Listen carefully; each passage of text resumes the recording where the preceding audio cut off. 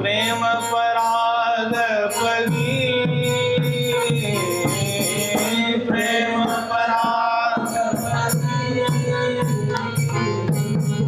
प्रेम पराग पगी, प्रेम पराग पगी। श्याम रंग रंगी सखी हो, श्याम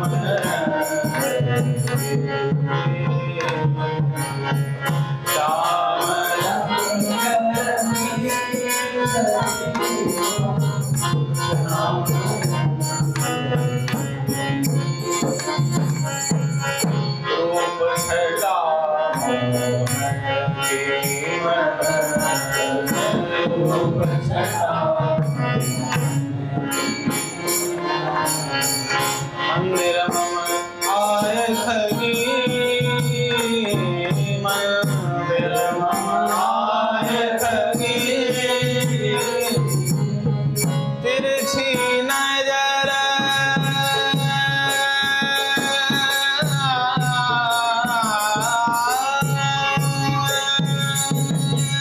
तिरछी नजर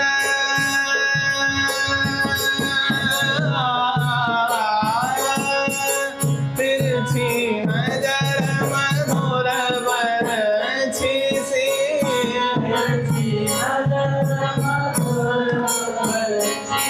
मधुर बरछी सी, मधुर बरछी, मधुर बरछी सी, मधुर बरछी।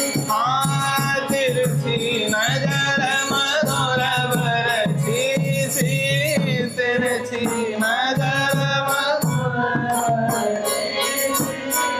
और बेचैन लगी, और बेचैन लगी, और बेचैन लगी, और बेचैन लगी। श्याम रंग रंगी सखी हो, श्याम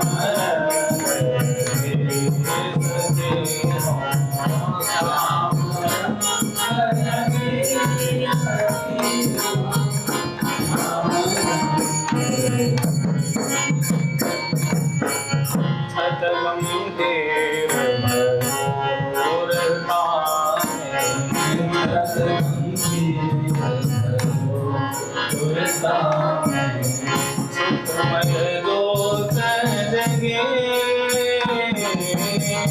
सुखमय जोत जगे।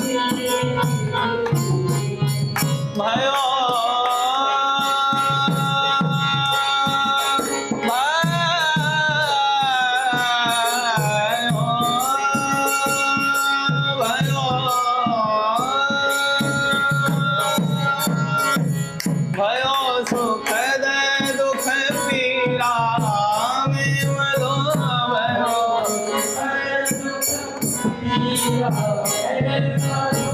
भयो सुखद दुख पीरा मैं मधुआ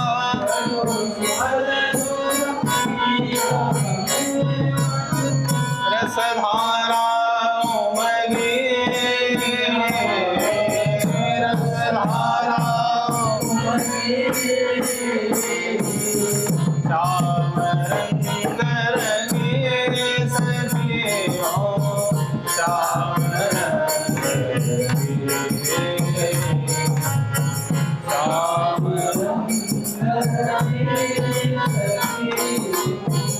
श्याम बोले अगद की सुध सारी बोले अगद की सुध सारी ममता सब मिलगी ममता सब मिलगी देख विचित्र दशा तन मन की देख विचित्र दशा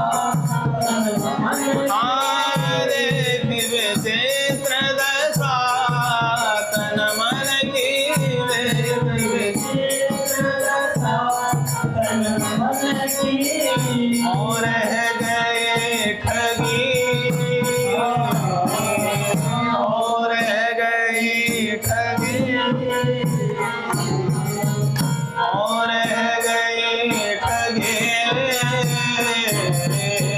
और रह गई श्याम रंग रंगी सखी हो श्याम रंग रंगी श्याम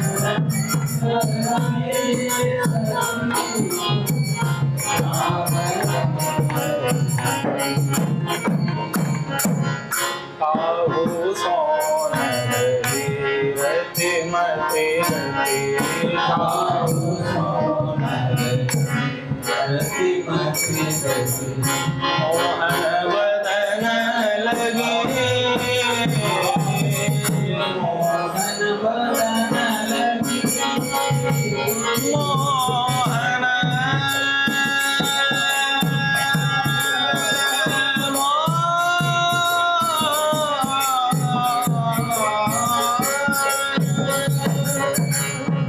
मोहन बदन लगी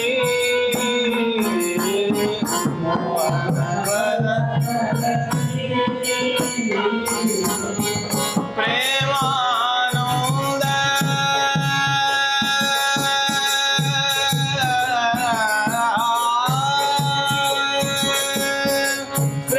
प्रेमानंद छके संतत प्रेमानंद प्रेमानंद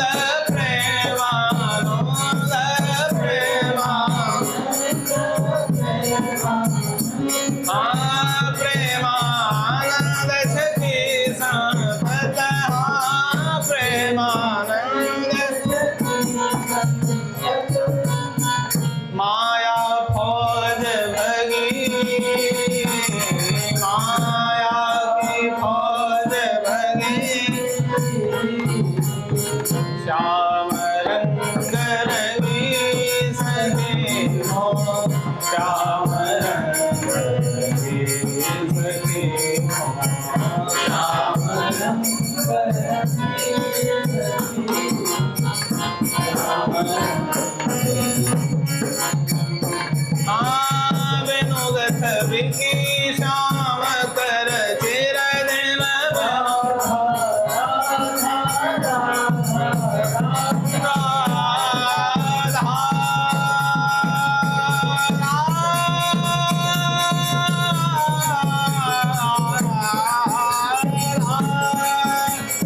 राधा राधा राधा राधा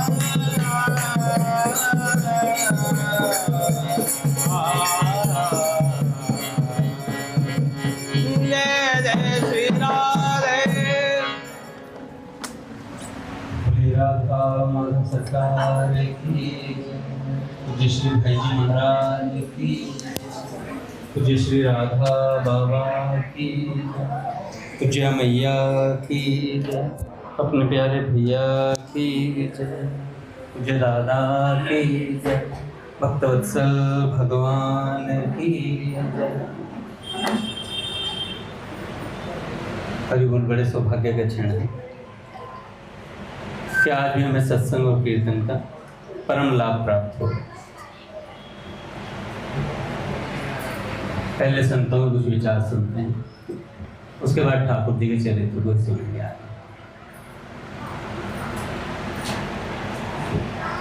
पूज्य पंडित श्री ज्ञा प्रसाद जी महाराज कहते हैं,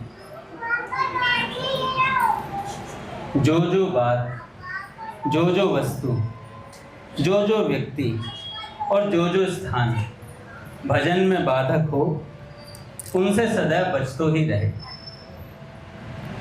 अधिक बोलना, अधिक निद्रा, अधिक आहार, नशीली वस्तुओं का सेवन, जन समाज में ज़्यादा बैठना उठना, ब्रह्मचर्य का अभाव, क्रोध आदि दोषण को आवेश, रजोगुण की वृद्धि, सदाचार पालन में कमी और दंभी भोग आसक्ति, चिंता, मन की अशांति, ये सब चीजें भजन में बाधक हैं। विशेष रूप से विरक्त साधक के लिए स्त्री जाति मात्र एवं गृहस्थ साधक के ताई पर स्त्री सो संपर्क तथा श्री प्राण वल्लभ में प्रेम की कमी आदि भजन में बाधक है।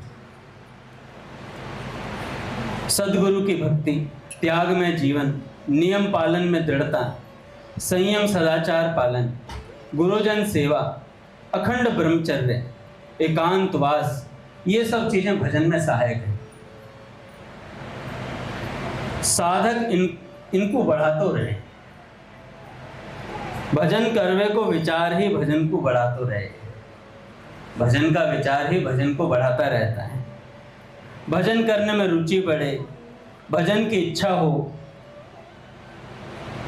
अन्य समस्त कार्यों में शिथिलता होती जाए, कोई दिक्कत नहीं। चाहे वे कार्य कितने ही शुभ क्यों ना प्रतीत होते हों, लेकिन अगर भजन में बाधक है तो त्यागने लायक है।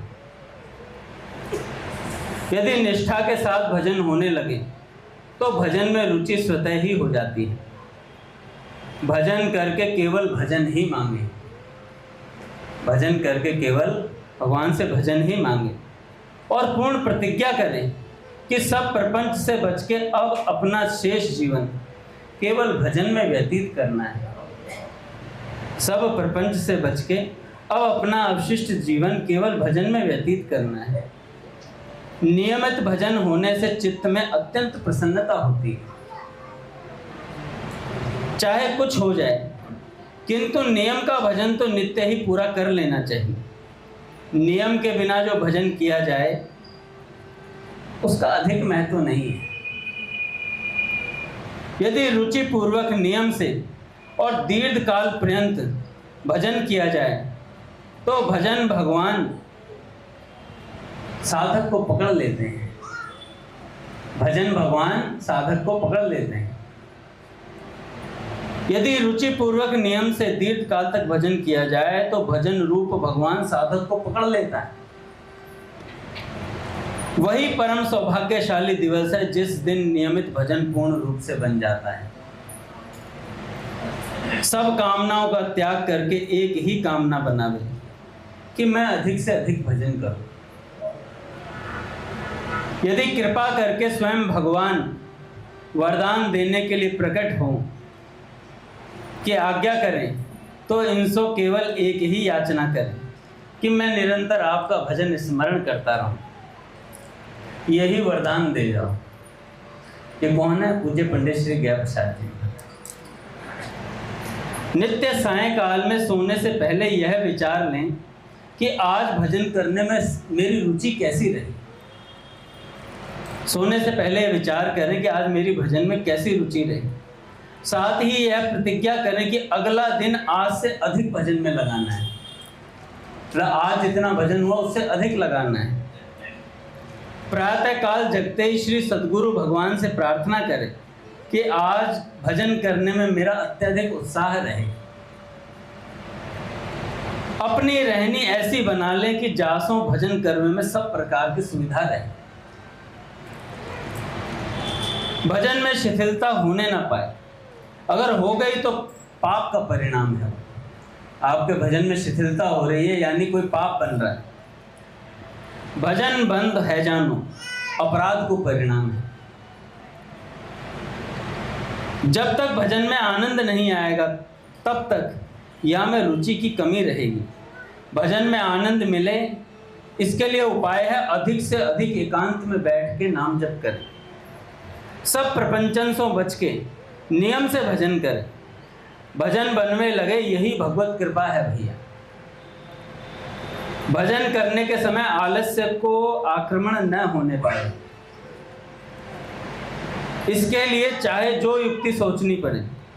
जैसे टहलना पड़े तो टहल लो, नाम जप के लिए टहलना पड़े तो टहलो। नींद आ रही हो तो जल से मुख धो लें, जल पी लें, स्वच्छ वायु का सेवन करें, काहू काम में हाथ लगाए देवें, श्री भगवत कृपा को स्मरण करने लगे। अधिक जम्भाई लेवें सो सदैव बचे। जम्भाई लेने से सदैव बचे। जीभ की सफलता नाम उच्चारण में है और श्रवण की सफलता नाम श्रवण में है। मन के ताई परमानंद केवल श्री नाम के रसामृत पीवे में ही है। दीर्घ काल तक भजन करने पर भी यदि भजन में प्रगाढ़ रुचि नहीं हुई तो समझ लेना चाहिए हमारे अंतःकरण में कोई अभिलाषा आसन जमाए बैठी है। उसकी पूर्ण खोज करें कि हमारे मन में ऐसी क्या चीज है जो हमारे भजन नहीं बनने दे रही। कौन सी ऐसी दुविधा है, कौन सी ऐसी बाधा है जो भजन में बाधक हो रही है। भजन करने में यदि कबहू दुर्भाग्य से प्रमाद बन जाए तो अंतःकरण में अत्यंत खिन्नता होनी चाहिए, क्योंकि यदि प्रमाद को सहन कर बैठे तो इसका दुष्परिणाम आपको भजन से विमुख करा देगा। श्रद्धावान से प्रमाद नहीं बनता है।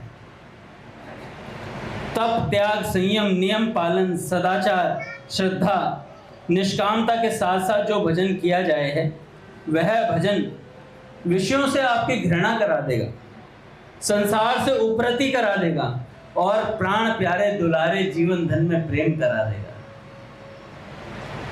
बड़ी गहराई से अपने आप को देखते रहें कि मैं भजन उचित रूप से कर रहा हूं या नहीं। यही गड़बड़ है। अवधेशानंद जी महाराज कहते हैं कि हम गहराई से दूसरों को देखते हैं कि वो कितनी गहराई से भजन कर रहा है। देखना क्या, अपनी गहराई को देखना कि हम कितनी गहराई से भजन करते हैं। अपने समस्त उत्साह को, अपनी समस्त रुचि को, अपनी समस्त तत्परता को शीघ्र अतिशीघ्र लगाए दे केवल भजन करने में। एकांत में बैठ के घुटने टेक के अंतःकरण की सारी शक्ति को बहाए के भजन सो केवल यही मांगे। क्या सुंदर बात कहती है। कहा एकांत में बैठ के घुटने टेक के अंतःकरण की सारी शक्ति को लगा करके भजन से केवल यही मांगे कि भर पेट फिर भजन कर पाऊं, भर पेट फिर भजन कर पाऊं।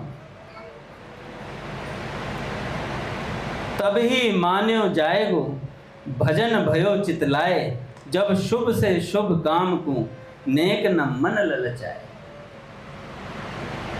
तब ही मान्यो जाएगो भजन भयो चितलाए, जब शुभ से शुभ काम को नेक न मन ललचाए।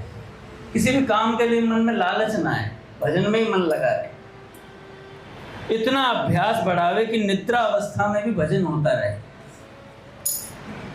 पूरे उत्साह, पूरी लगन, पूरी रुचि के साथ अधिक भजन करने पर ऐसा होना संभव हो जाता है कि निद्रा अवस्था में भी भजन होता ही रहता है।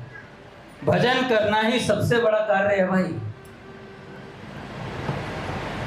जिस काम के लिए आए हो, सेठ जी भी यही कहते हैं, जिस काम के लिए आए वो काम कर लेना है पहले। सौभाग्य एक है, केवल भजन ही सुहाए हमें।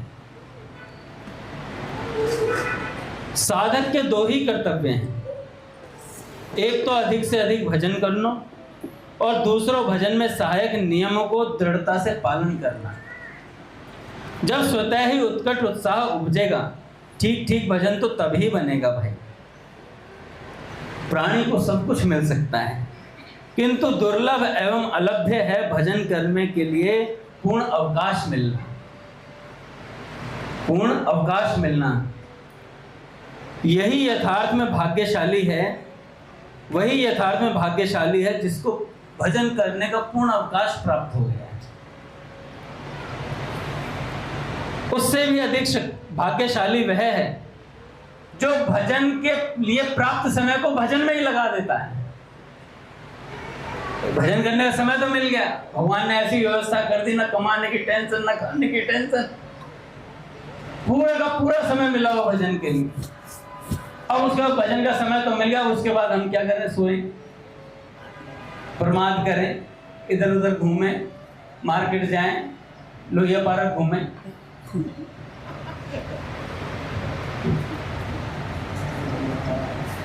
भाई लोहिया पार्क चले गए, चलो टहल लिया है, घूमिए।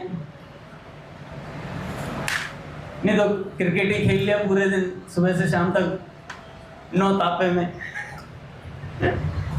पूरी गर्मी में पूरा दिन। तो पंडित जी महाराज कहते हैं भैया भजन करने का अवकाश मिल जाए वो भाग्यशाली, और उससे भी बड़ा भाग्यशाली वह है जो मिले हुए समय को भजन में ही लगा दे।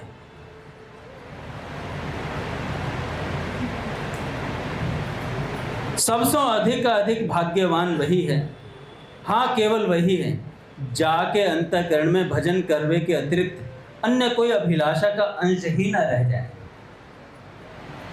यदि मेरे श्री प्राणनाथ ने आपके ताई भजन करने को पूर्ण अवकाश दे दियो है, तो अब इनको तंग मत करो और कुछ मत मांग बैठियो। इनको लज्जित होना पड़ेगा, कारण कि इनके पास अब देवे के नाम पे और कछु है ही ना, और कछु है ही ना। अब यह बेचारे पे दया करो। पंडित जी महाराज कहते हैं ठाकुर जी के कि अब यह बेचारे पे दया करो, आशीर्वाद दो या को कि इनकी बुद्धि ठीक ठिकाने पे ही रहे, भजन करवे वारन को संसारी कामन में न फंसायो करें। भगवान पे अब भजन करवे वाले को संसारी कामों में ना फंसाएं। यदि आपको शांति नहीं मिली, सुख नहीं मिला, मन की चंचलता दूर नहीं हुई, तो आपने कोई महान अपराध किया होगा, यह निश्चय करके मान लीजिए। इनकी प्रदत्त वस्तु की अवहेलना, यदि इनकी दी हुई वस्तु का सम्मान कर रहे हो, सदुपयोग कर रहे हो, तो मित्रवर तैयार हो जाओ मेरे खिलौना के असहनीय विरह ताप में तड़पने के ताई। मेरे खिलौना, मुझे पंडित बाबा कहते हैं मेरा खिलौना कौन? बाल कृष्ण भगवान, छोटे ठाकुर के उपासक थे पंडित जी महाराज, और इन्हीं के शिष्य हुए चंद्र सरोवर जिन्होंने भजन किया। क्या नाम था दादा उनका? नहीं, मास्टर बाबा तो यहीं रहते थे, ठाकुरदास बाबा जी महाराज। ठाकुरदास बाबा यहीं भजन करते थे पंडित बाबा के पास। तो पंडित बाबा ने कहा कि भैया तेरा जो रास तो है ना, वो रास बिहार को है, तो यहाँ से चलो जा चंद्र सरोवर पे जाके भजन कर, तेरी उपासना थोड़ी भी लग गई है। तो वहाँ चला जा। तो बाबा ने चंद्र सरोवर में भेजा था ठाकुरदास बाबा को, और ठाकुरदास बाबा खूब भजनानंदी थे भैया। वहाँ पे कौन सा गाँव का वो गाँव कौन सा? सूरदास जी महाराज, परासोली है ना। तो परासोली गांव के छोटे छोटे बालकों को पकड़ लेते थे ठाकुरदास बाबा और कहते थे चल बे गोपी गीत सुना, चल गोपी गीत सुना। बालकों को पकड़ लेते थे, नहीं आता तो 2-4 पंक्ति सिखा देते थे, कहते थे आओ चल के बोलो ना, सुनाती हूँ चुपचाप गोपी गीत। तो ऐसे पंडित ये चेले भी ऐसे हुए, गुरु जी ऐसे हैं। हाँ, पूज्य बाबा के अंत समय तक सेवा करी, इन्होंने भी सेवा ली अपने गणपत बाबा की। वो प्रसंग फिर याद आ रहा मुझे, चंद्रेश भैया जो बताते हैं, वाटिका में अपन सब बैठे हुए थे, राधाष्टमी का समय था, तो पूज्य माँ के पास बैठते हैं, सब लोग आपस में चर्चा कर रहे थे, तो पूज्य भैया भी बैठे हुए थे। तो पूज्य भैया कह रहे हैं कि मैया मेरे पे तो ऐसी कृपा है, सब संतन की सेवा करी मैंने, पर सब संत डरते थे कि अब चंद्रेश आएंगे, अब जानो है मतलब अंत समय में आ गया तो अब जाना पड़ेगा। तो ऐसे ही ठाकुर दादा बहुत बीमार थे, तो अपने पूज्य गणपत बाबा सेवा करते हैं, जिनसे अपने पूज्य भैया भी मिलके भी आए बरसाने। तो पूज्य गणपत बाबा के उधर में कुछ रोग था, तो बाबा ने कहा, ठाकुरदास बाबा ने, जा श्री जी से अपना इलाज करवा के आ, जा बरसाना चला जा। बरसाना भेज दिया, और बरसाना चले गए तो बरसाना ही रह गए, वो इलाज हो रहा था उनका।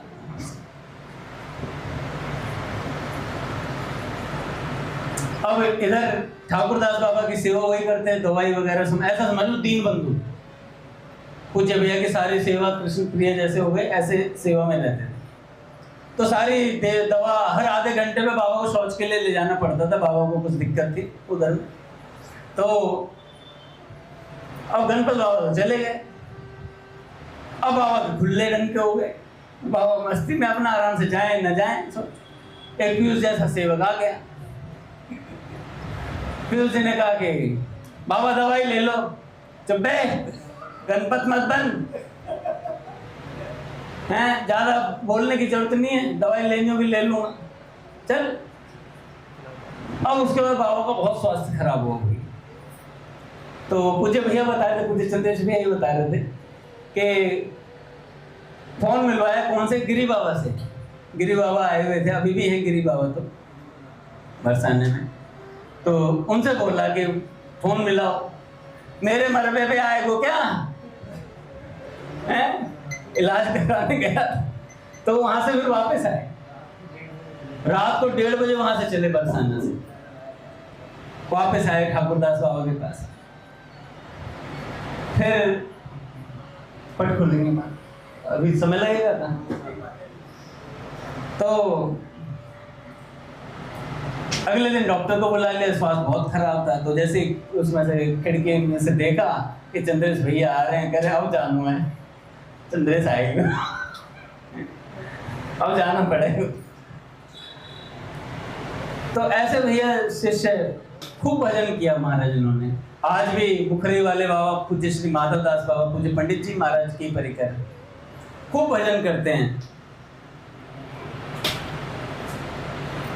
तो आगे पंडित जी महाराज कहते हैं, जो मृत्यु के समय करना पड़े वो अभी से क्यों ना करे, जो मृत्यु के समय करना पड़े वो अभी से क्यों ना करे।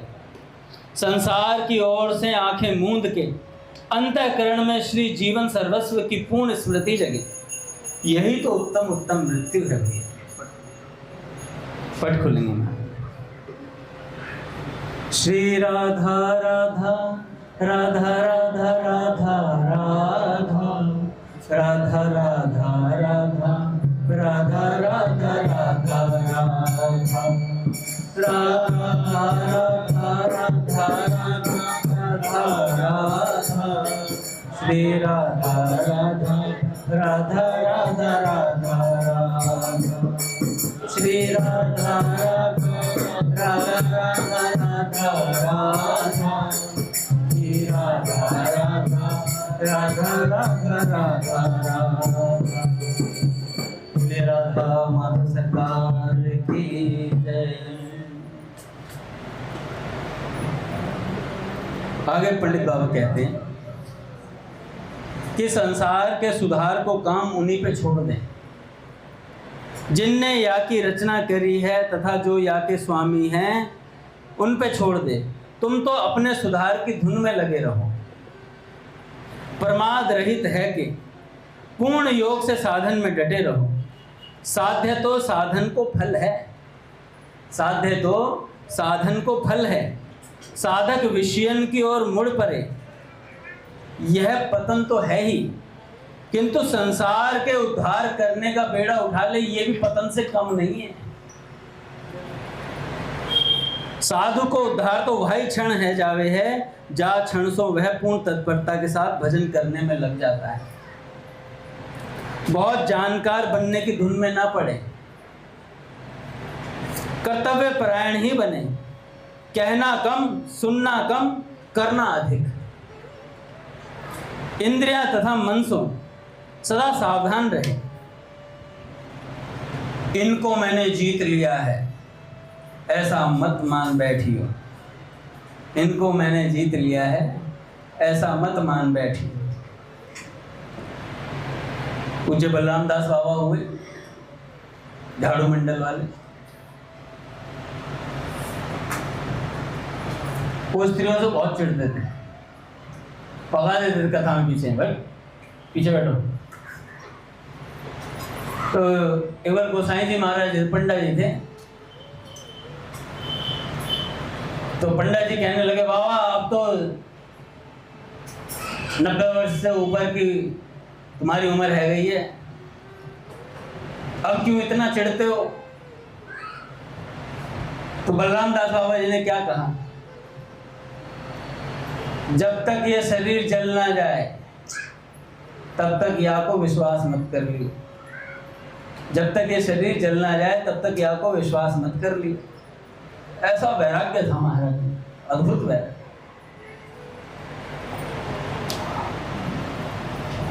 प्रेम के लिए ठाकुर जी का अवलंब परम आवश्यक है।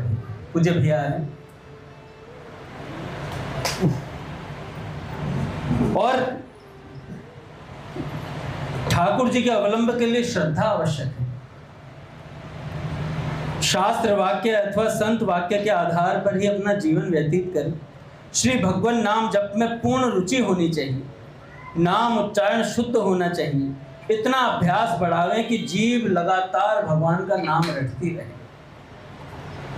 विनय पत्रिका का यह पद बड़े ही मर्म का है। राम राम राम जिह जोलो तू न जपी है, तोलो तू कहूँ जाए तिहु ताप तपी है। जब तक है जिह्वा तू राम नाम नहीं जपेगी तब तक हर जगह तुझे तीनों तापों से जलना पड़ेगा। जलन से बचना चाहते हो तो राम नाम का जप करो भैया। श्री नाम जपवे वारी जीभ को संयमी बनावे, अर्थात श्री नाम जप के समय जीभ पर अत्यंत संयम रखना चाहिए। श्री भगवान ने जीभ बड़ी कोमल बनाई है, अतएव जीभ से मृदुता को ही बर्ताव करें। काहू से कठोर शब्द ना बोलें, काहू से कठोर शब्द ना बोलें। श्री भगवान नाम को अभ्यास बनावे की सतत नाम जप होता ही रहे, इसकी दृढ़ चेष्टा करें भी। आगे बाबा कहते कुटिया नहीं बनानी, शिष्य नहीं बनानो, कोई पद नहीं लेनो, अपने मन सो नहीं श्री सद्गुरु आज्ञा सो, जैसे बने केवल दुलारे कन्हैया में ही प्रेम बढ़ानो। यह मानो कि यह काम तो हम अपने श्री सद्गुरु भगवान की आज्ञा से कर रहे हैं, अपने बल से नहीं। बहुत ही कम बोलना और प्रपंच से सदा बचते रहना। ये पूज्य पंडित बाबा के उपदेश थे। ये सब पुस्तकें बहुत आसानी से प्राप्त भी हैं और एक एक सूत्र ऐसा है और फ्री में प्राप्त है, फ्री में प्राप्त है, खरीदने भी नहीं जाना, मोबाइल में मिल जाएगी आपको। बस उत्साह होना चाहिए पढ़ने का।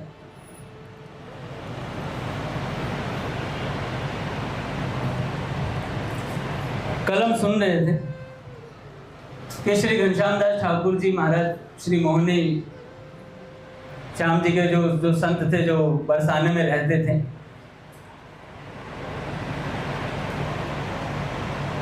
उनसे मिलने के लिए गए।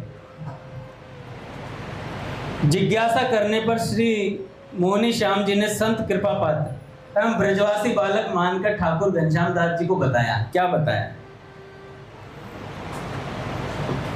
और अपने कक्ष की खिड़की खोलकर दिखाया कि श्री मंदिर की ओर संकेत करते हुए बताया कि श्री किशोरी जी याही पौड़ी पे आए कि मोए नित्य दर्शन दे जावे हैं, लाडली की बड़ी कृपा है। और उनकी कुटिया में चित्र क्या लगे थे? हीरो हीरोइन होंगे। ठाकुर घनश्याम दास जी एक बार तो चौंक गए थे कि बाबा ने भेजा तो भैया श्रद्धा से भिक्षा लेके आए तुम। आज भी उनके परिवार के लोग वहां हैं भैया, मौजूद हैं। श्री ठाकुर जी उनकी साधारण रहनी और ऐसी ऊंची स्थिति देखकर बड़े चकित हुए।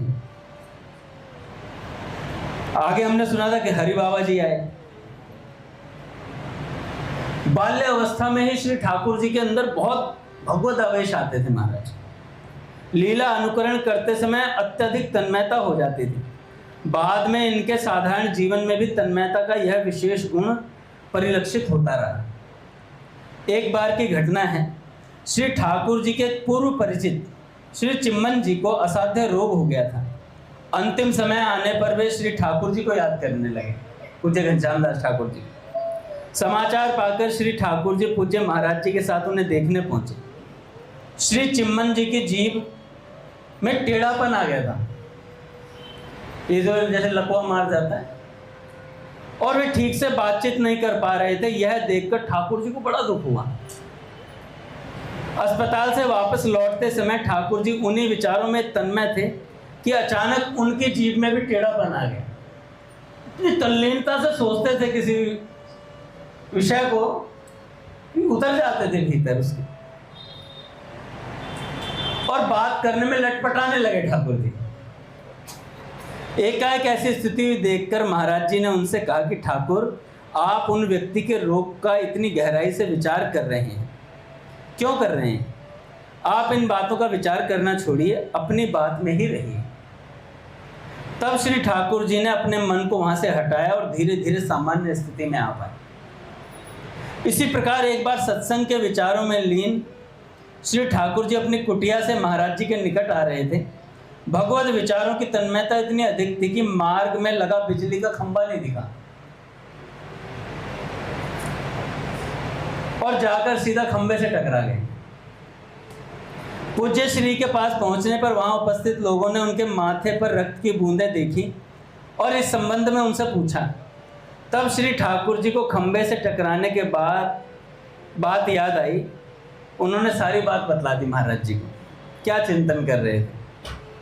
ऐसे ही एक बार पूज्य श्री महाराज जी किसी स्थान की चर्चा करते हुए बता रहे कि वहाँ मच्छरों का बड़ा ही प्रकोप था। झुंड के झुंड मच्छर थे, इतने अधिक मच्छर मैंने कहीं नहीं देखे। सभी लोग महाराज जी की बात ध्यानपूर्वक सुन रहे थे। इधर ठाकुर जी बातों की तन्मयता में दोनों हाथों से मच्छर उड़ाने लगे, मच्छर उड़ाने लगे,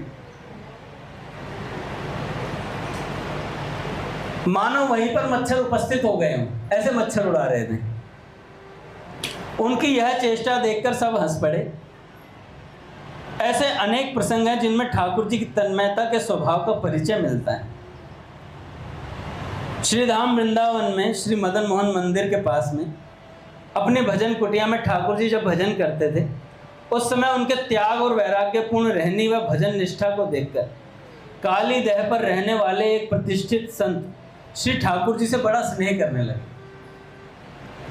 वे प्रायः श्री ठाकुर जी की कुटिया आ जाते थे, भगवत चर्चा करते थे। एक दिन उन्होंने ठाकुर जी से कहा, आप मुझसे दीक्षा ले लीजिए, आप मुझसे दीक्षा ले लीजिए। अच्छा, ये दीक्षा का कार्यक्रम बड़ा विलक्षण है। पूज्य संतोष बहन जी को भी दीक्षा देना चाहते थे।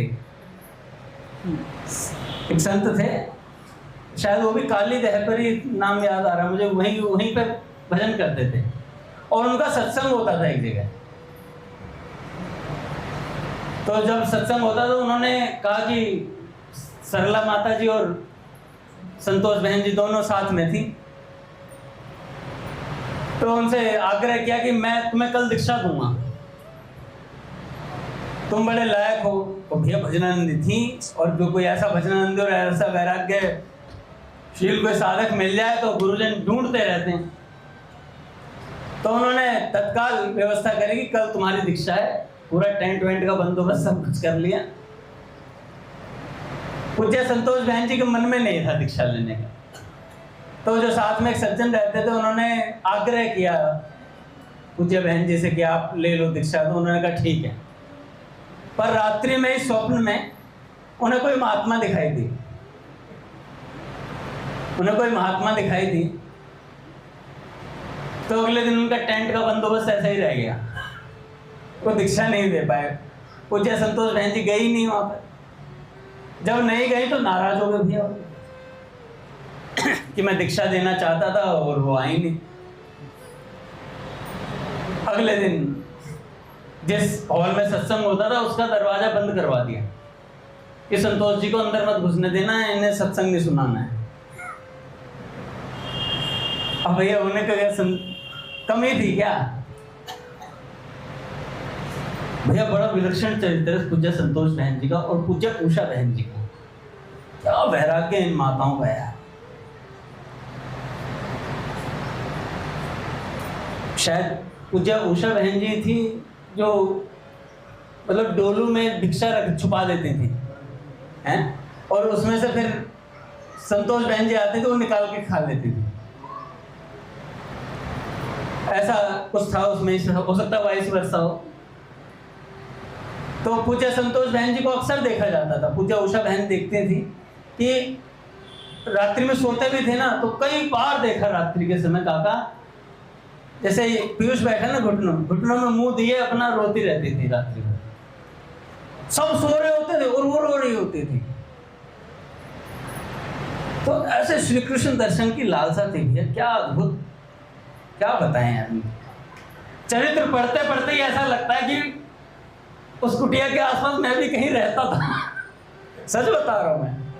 आप किसी भी महात्मा का चरित्र पढ़िए, आपको ऐसा लगने लगेगा कि कुछ दिन आप उनके साथ ही हैं। सच में बाबूजी का चरित्र पढ़ो तो ऐसा लगता है पावन कक्ष के नीचे ही कोई खंडर में कोई जगह थी। मैं तो इस बार ईंट चुरा कर लाऊंगा। काका ने बोला हथौड़ी लेके आने ही वहां से जिसको राधाष्टमी में उपयोग किया जाता है, जिससे पंडाल बनाया जाता है, और जब भी मन विचलित हो वो हथौड़ी मार ली। जब भी मन विचलित हो हथौड़ी माथे में मार ली, बाबूजी तड़ाक।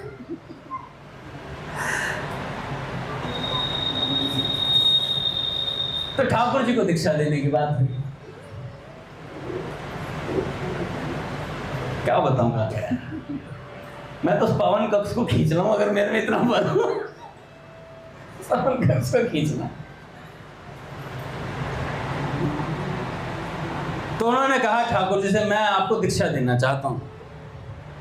बिना गुरु दीक्षा लिए भजन फलित नहीं होता, ठाकुर जी से कहते हैं। ठाकुर जी ने इसका कोई उत्तर नहीं दिया। दूसरे दिन फिर वे आए। जब उन्होंने पुनः आग्रह किया तो ठाकुर जी ने विनम्रता पूर्वक बाल्यावस्था में ही अपनी दीक्षा लेने की बात बताई। वर्तमान में पूज्य श्री बालकृष्ण दास जी महाराज जी के अनुगत्य में रहकर भजन कर रहे हैं, यह भी बताया।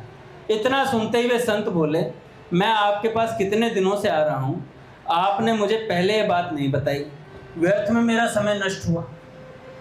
लो, मतलब सत्संग कर लिया तो समय नष्ट हो गया। इतना कहकर वे चले गए और दोबारा कभी नहीं आए। दोबारा कभी नहीं आए दीक्षा देने। अच्छे साधकों पर सिद्ध भी अपनी कृपा करने के लिए लालायित रहते हैं। एक बार स्वप्न में ठाकुर जी ने किसी संत के दर्शन किए। वे उन्हें दीक्षा देना चाह रहे थे। प्रातःकाल ठाकुर जी ने अपने स्वप्न की बात पूज्य महाराज जी को बताई।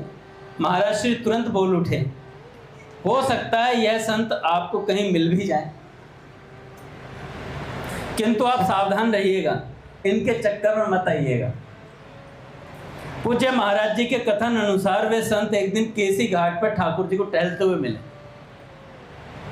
ठाकुर जी को पूज्य महाराज जी की बात याद थी। ठाकुर जी ने तुरंत रास्ता बदल लिया, परंतु वे संत कुछ और आगे बढ़ते हुए इनके निकट आए और बोले, आपके गुरुजी से मैं मिलना चाहता हूँ। वे कोई विशेष व्यक्ति हैं। श्री ठाकुर जी ने उन्हें दूर से ही प्रणाम किया और आगे भाग गए, आगे चले गए। एक बार श्री महाराज जी की हस्तलिखित किसी लीला अनुभूति को पढ़कर श्री ठाकुर जी का मन उस लीला प्रसंग में अत्यधिक तन्मय हो गया। देखो जी, छोटे छोटे प्रसंग बहुत समझने वाली चीजें हैं। मेरे को तो ऐसा लगता है संतों का चरित्र ही सब कुछ सिखा सकता है और किसी चीज की आवश्यकता ही नहीं पड़नी चाहिए। तो लीला में इतना अधिक तन्मय हो गए महाराज, वे आनंद अतिरेक में पूज्य महाराज जी से कह बैठे कि पूज्य श्री आपके द्वारा लिखित एक लीला पढ़ लेने मात्र से ही कई दिनों तक मस्ती छाई रहती है। तब नाम जप करने की आवश्यकता ही अनुभव नहीं होती। नाम जप करने की आवश्यकता ही अनुभव नहीं होती। इस पर पूज्य महाराज श्री ने संकेत किया, कभी कभी मन में सात्विकता बढ़ने से एवं महापुरुषों की निकटता के प्रभाव से लीला स्फुरित होती है, यह अच्छी बात है, पर इसमें अपनी विशेषता क्या हुई? इसमें अपनी विशेषता क्या हुई? ये तो उन महापुरुष की कृपा का प्रसाद है। उस दिन काका कह रहे थे कृपा का प्रसाद के बारे में, तो ये उनकी कृपा का प्रसाद है जो लीला स्फुरित हुई है। हमें इतने से ही तृप्त होकर नहीं रहना है, हमें इतने से ही तृप्त होकर नहीं रहना है और आगे बढ़ना है। नाम स्मरण नहीं छोड़ना है। महाराज जी ने कहा नाम जप से ही निज स्वरूप की स्थायी अनुभूति होती है। नाम जप से ही निज स्वरूप की स्थायी अनुभूति होती है। भाई कितना सुंदर, याद रखना, ले देना पीछे से। अपने भजनानंद को भी बाहर किसी के सामने अभिव्यक्त नहीं होना देना चाहिए। अपने भजन के आनंद को बाहर अभिव्यक्त नहीं होने देना चाहिए। लीला स्मरण व भजन काल में ठाकुर जी के नेत्रों के समक्ष श्री कृष्ण की अपूर्व रूप राशि का स्फुरण होता, जिससे उनका हृदय सदा आह्लादित रहता। हृदयगत भाव अभिव्यक्त होने के लिए शब्द ढूंढते थे, कुछ शब्द दें। फल स्वरूप धारावाही रूप से कवित स्फुरित होने लगे, कविताएं निकलने लगी, रचनाओं का लेखन शुरू हो गया। पूज्य महाराज श्री को इसका आभास हुआ तो उन्होंने ठाकुर जी को संकेत करते हुए कहा, ये सब रास्ते की चीजें हैं, हमें इनमें अटकना नहीं है। ये सब रास्ते की चीजें, हमें इनमें अटकना नहीं है। भजन के प्रभाव से ये सब चीजें विकसित होती हैं, इनमें अटकने से लक्ष्य प्राप्ति में विलंब हो सकता है। पूज्य श्री का संकेत पाते ही ठाकुर जी ने सब चीजों को विराम दे दिया, सब चीजों को तत्काल विराम दे दिया। श्री ठाकुर जी प्रतिवर्ष ऋषिकेश जाया करते थे। वहां पूज्य सेठ श्री जयदयाल गोयनका जी के द्वारा डाली परंपरा के अनुसार ग्रीष्मकालीन सत्संग सत्र का आयोजन होता था। सब वहीं से प्राप्त है। सेठ जी, स्वामी जी, भाई जी सब यहीं से भरे हुए हैं। भरा हुआ ही भर सकता है किसी को से, खाली क्या भरे। जिसमें पूज्य श्री भाई जी, पूज्य श्री बाबा, पूज्य स्वामी श्री राम सुखदास जी महाराज, पूज्य स्वामी श्री शरणानंद जी महाराज आदि महानुभाव उपस्थित होते थे। इस अवसर का लाभ लेने के लिए ठाकुर जी वहां जाते थे। शरणानंद जी महाराज को तो बुद्धि का पहलवान कहा जाता है। एक बार कई सारे प्रश्न बाबूजी के सामने रख दिए लोगों ने, भाई जी के सामने रख दिए, तो भाई जी ने चिट्ठी से उठाई, वो पर्चियां उठाते हैं जैसे ना प्रश्नों का उत्तर देने के लिए। तो जैसे ही पहला प्रश्न पढ़ने लगे तो शरणानंद जी महाराज ने कहा कि भाई जी सारी पर्चियां मुझे दे दो, इनकी गुत्थी मैं सुलझा दूंगा। आप तो राधा भाव पे चर्चा करो, आप तो राधा भाव पे चर्चा करो, इन सबको तो मैं समझा दूंगा, बहुत पहलवानी है अपने पास। तो शरणानंद जी महाराज बहुत बुद्धि के पहलवान थे भैया। तो ठाकुर जी वहां जाते। पूज्य भाई जी का कक्ष ऊपर था। कक्ष से लगे जीने की एक छोटी सी कोठरी में ठाकुर जी अपना आसन लगा लेते थे। इस कोठरी में श्री ठाकुर जी का भजन बहुत अच्छा बनता था। यह इन्हें इतनी प्रिय लगी कि वृंदावन की अपनी कुटिया राधा केली कुंज में भी वैसी जगह बनवाई इन्होंने। और तो और अपने स्थायी निवास वेणु विनोद कुंज में भी आजीवन जीने के नीचे बनी ऐसी एक कोठरी में रहकर भजन किया है। क्या जीने के नीचे घुसते ही राइट उल्टे हाथ पे, जिनमें अभी एक माता जी ने अपना शरीर त्याग दिया, या वो भी परी कर रही है महाराज जी। अभी गए थे तो प्रणाम किया, तो दूर से प्रणाम किया माँ को। तो उसी कोठरी में रहकर भजन किया। श्री ठाकुर जी के बड़े भाई श्री राम शर्मा जी अपनी रास मंडली लेकर कलकत्ता गए हुए थे। देखो भाई, जब तक मैं वाटिका नहीं चला जाऊंगा, वाटिका की बातें करूंगा। पहले बता दिया मैंने कल काका को बोल दिया था, उसके बाद जो मर्जी सुन लेना।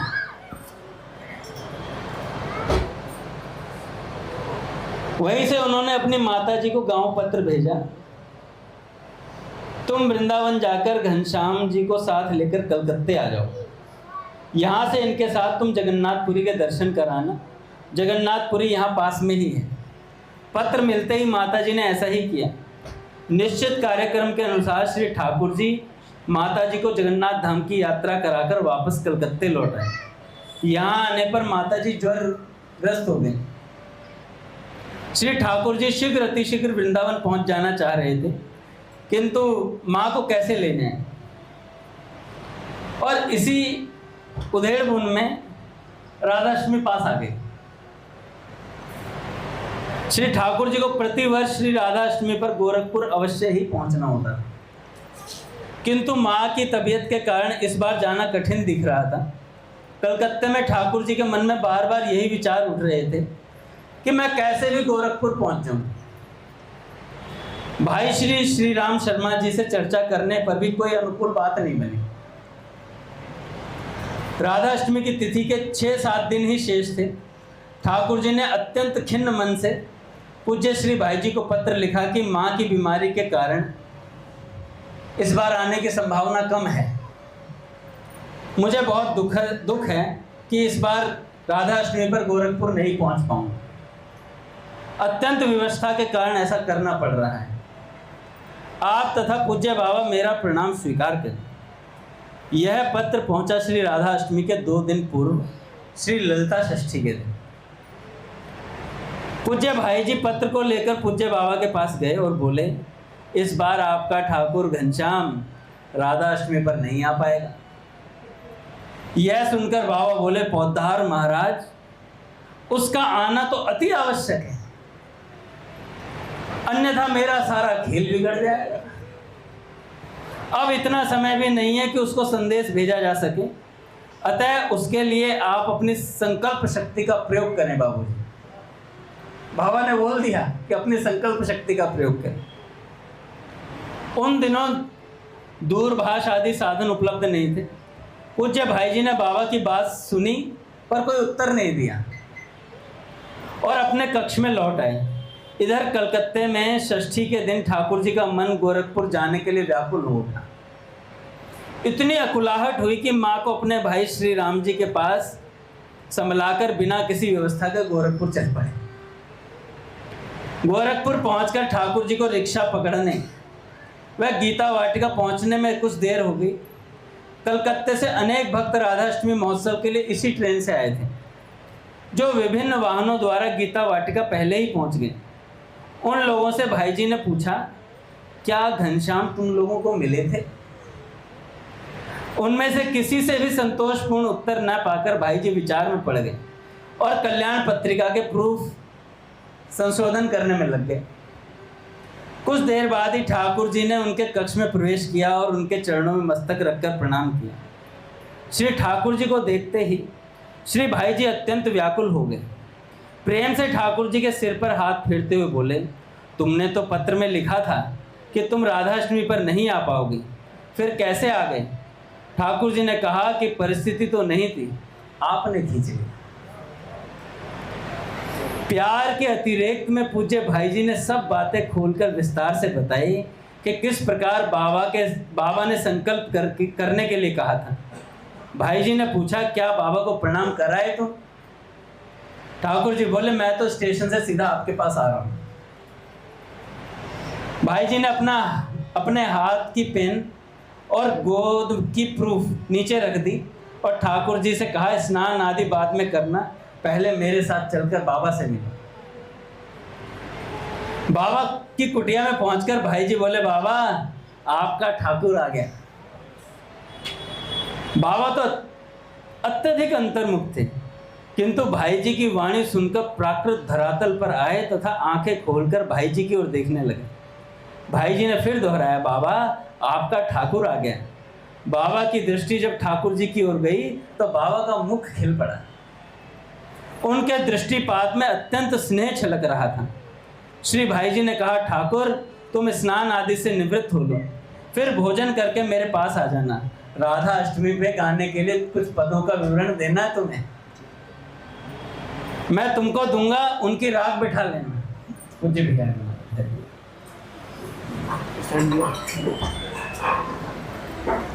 श्री